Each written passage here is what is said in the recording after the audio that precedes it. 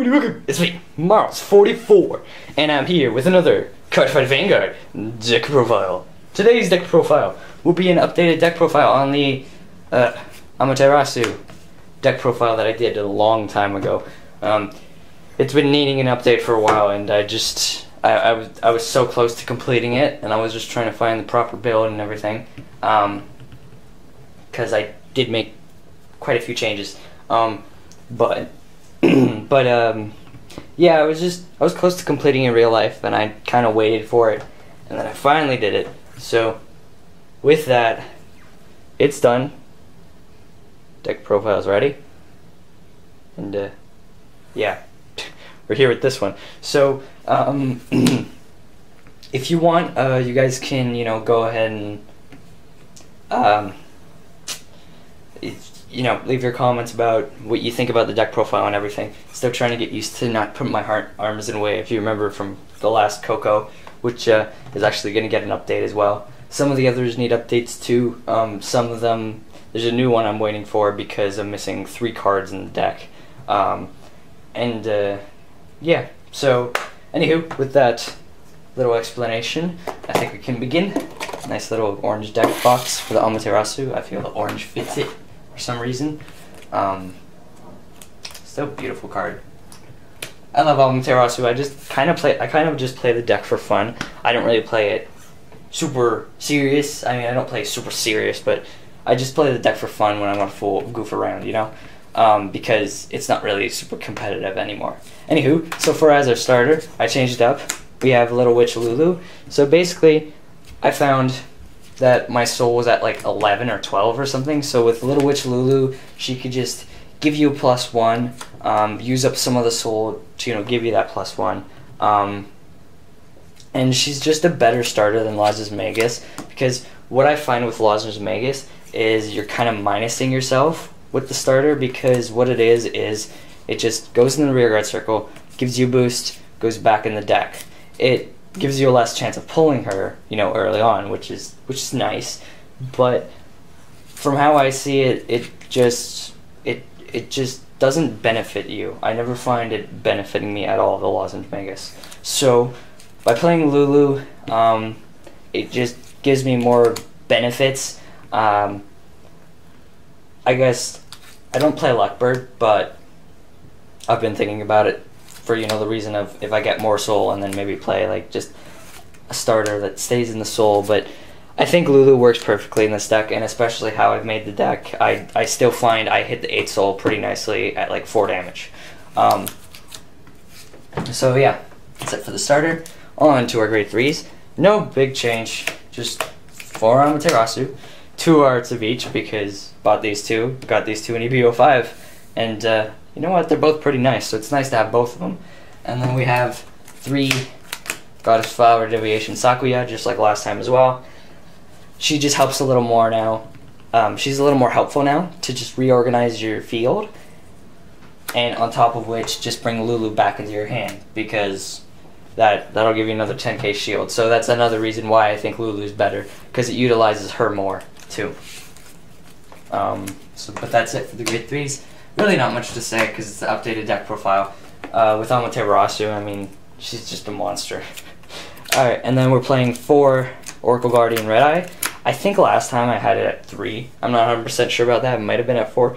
But with the 4, I find I can actually use Lulu's ability skill, because you have Amaterasu soul charging, and then you have him soul charging, and you have 4 of them, which means you're most likely going to get at least 1 or 2 soul charges per game. So that's just really handy with him. Yeah. Anywho, we have a change though here. I'm not playing Susanna or Wise Man anymore. I'm playing 4 Battle Sister Mocha. Reason being is because I thought about it, and the Susanna, you don't want it when you have her as the Vanguard. She's also helpful for filling up your soul, but obviously you knew that just by riding it. Fills more, at least. I guess they're the same soul charging, but that's not what we're talking about. Stop it, Marls. But it helps when she's the Vanguard, and also it just helps to keep the 11k beat. because with the meta, you know, all the Vanguards are mostly 11k, so she just helps with hitting that 11k mark that you need all the time, whereas you'd have a Wise Man where it can't hit it, and then you'd have a Susanoo where if you had Sakuya as your Vanguard, well, you're not hitting it either. So she just kind of ensures it, and I find she runs a lot better in the deck than the other two do, and it's just a better way. If you're going to play the Cross-Ride Amaterasu, then you could play Susanoo, but for this version of Amaterasu, just the normal Amaterasu, it's better to run the 4 Mocha. And then we have 4 Silent Tom, so yeah, we're playing 7 grade 3s, which means I'm going to throw in a 12th card, which means, yeah, 4 Silent Tom. They're really good to have. Actually, let me show you guys this. I mean, I didn't explain this the last deck profile I did, but I should explain it now. Late game, what I try to do is I try to have this kind of column, and normally I'll have like her behind Amaterasu, the 7k beater behind Amaterasu, and then I'll have the 2 Geminis here, and I just try to pressure because you can't let the Vanguard hit when you're at 5 damage, or else you're going to get a +5 and the game's pretty much over. And then you have these 2 just pressuring out all the grade 1s and 2s, weakening your opponent's offensive potential, and just kicking them all off. And even pressuring even more with like criticals and such, because they can't guard with grade 0s, so they're stuck to slapping down tons of grade 0s on her, and then you got to use everything else to stop these guys, especially if they're going critical. But yeah, it's just really nice setup for late game. Anywho, so again we have 4 Chocolat, and then we have 4 Gemini, same. But this time, instead of Omelette, we have 3 of Battle Maiden Sayorihime, the 10k beaters for when Amaterasu is the Vanguard. Reason I use this is because it's better than Omelette, because you never really have 0 soul,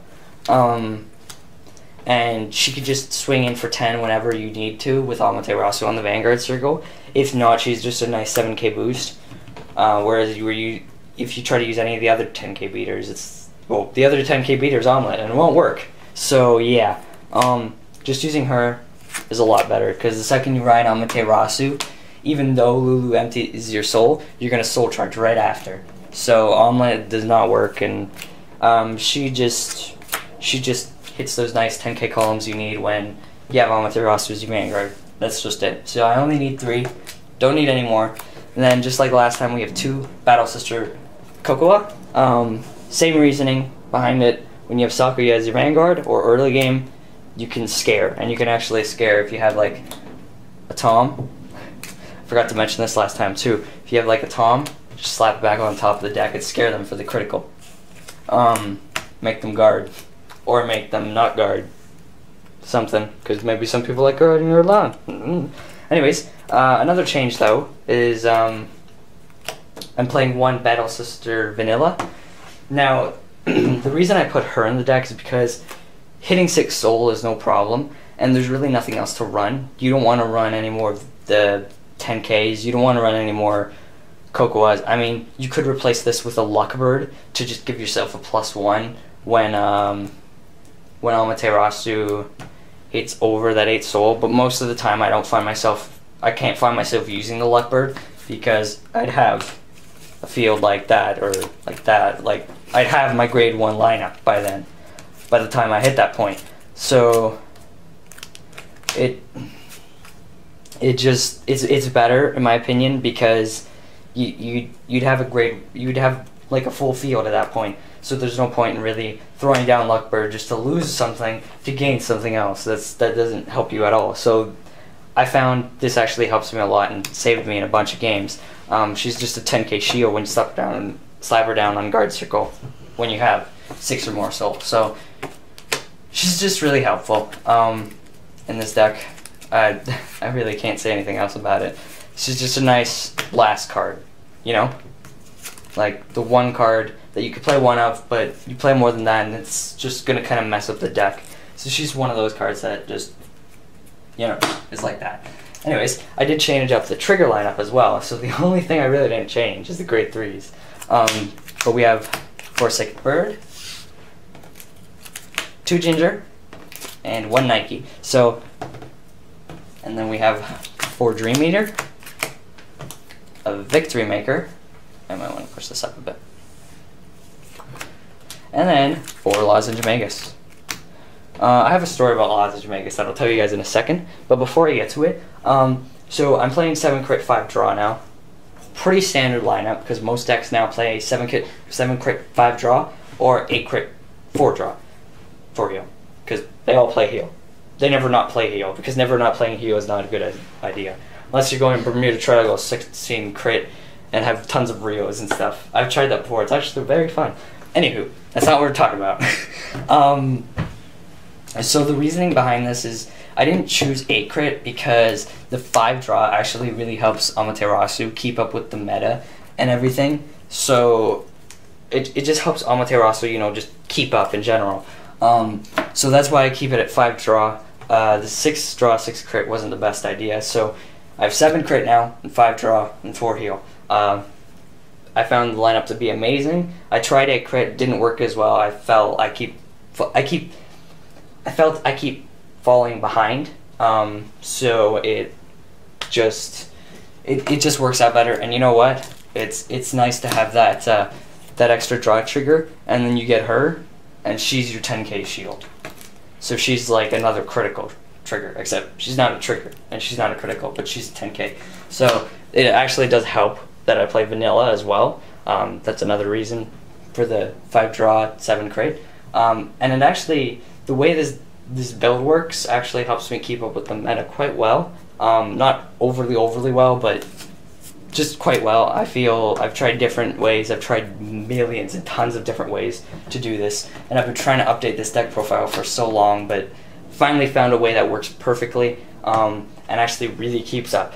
Another thing is, with the Lozenge Magus story, I've actually used Lozenge Magus to boost because I think it was I didn't have enough grade 1s because I just wouldn't pull them. So I used 2 Lozenge Maguses to boost, and it was really late game. I had 5 damage. So they ended up, 2 of them going back in the deck. So when I damage check, hey look, I got a heal. So I was at 6 damage, but I heal. Miracle heal. And I actually won the game too. So it's fun to do silly stuff like that. Like, it's a fun deck. It's a deck kind of fool around with, so why not, right? But yeah, so that's really it, guys. I play the 2 Ginger and 1 Nike because, you know, some Oracle think tanks like playing 12 crit, so it's just a nice confuser. And you need 4 Psychic Bird because Psychic Bird, so yeah. Yeah, so that's really about it for this deck profile, guys. I hope you guys enjoyed it. So go ahead and leave a... Wait, go ahead and leave a what? I never say it like that. But yeah, solid deck, works nicely for me. Just a fun deck to play. Nothing really too special, but I just like having fun with this deck and just playing it. So yeah, go ahead and like and comment. Subscribe if you want to see more videos from me, and the deck list to this deck profile will be in the description below. You can go and check that out. So with a link to my Twitter, Facebook, and Skype. You can go and check those out as well. And leave your comments on what you think about the deck and what deck profile you'd like me to do next, because it's really handy when you guys actually tell me, you know, what deck profile you want next. It'll help me out on deciding, hey, what deck profile do I do next? Because sometimes I'm sitting there not sure which one I actually want to do. And a lot of the time when that happens, I don't do one. So, yeah. But, yeah, see you guys next time.